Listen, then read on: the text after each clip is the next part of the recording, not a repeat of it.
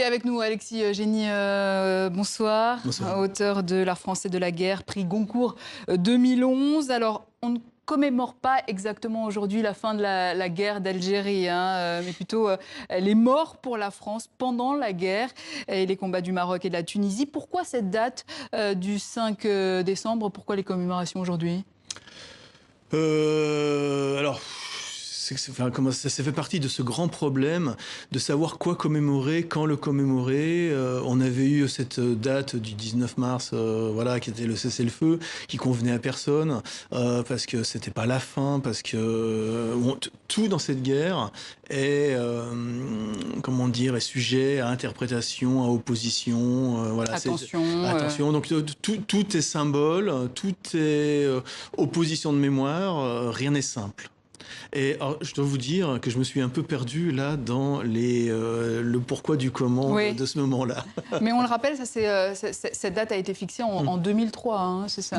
Tout à fait. Avec sous Chirac. Voilà, mais c'est vrai que c'est quelque chose d'impossible. C'est-à-dire que comment faire pour commémorer une guerre qui, d'une certaine façon, a été perdue par la France dans des conditions un peu compliquées.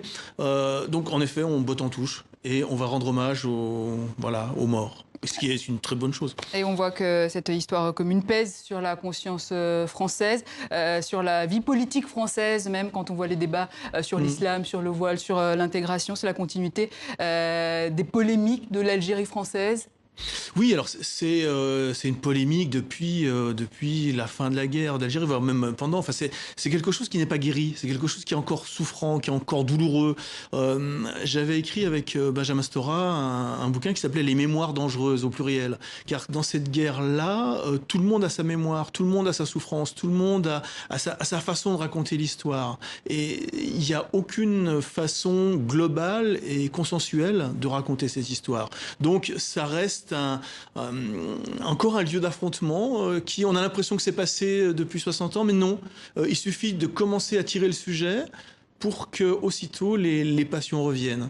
Et c'est très étonnant d'avoir écrit quelque chose là-dessus, puisque en allant présenter mon livre ici ou là, il y a toujours des gens qui racontent des choses alors qu'ils ont vécu eux, ou alors dont leurs parents ont vécu. Il suffit d'enlever le petit vernis d'oubli pour qu'aussitôt la mémoire réapparaisse. Alors c'est difficile en France, mais c'est aussi difficile en Algérie, où ce legs colonial n'est pas résorbé. En Algérie, il y a cette souffrance d'avoir été une colonie, cette fierté d'avoir conquis son indépendance et d'être devenu une nation souveraine. C'est quelque chose qui est très très très frappant chez les Algériens contemporains en Algérie, cette fierté algérienne de se devoir qu'à soi-même finalement. Mais c'est vrai que l'histoire dans ses détails, elle a été très simplifiée, parce que il y a un roman national algérien qui est un peu simplifié, et on va s'en tenir à ça. C'est très très compliqué de faire des recherches, de véritablement creuser la véritable mémoire.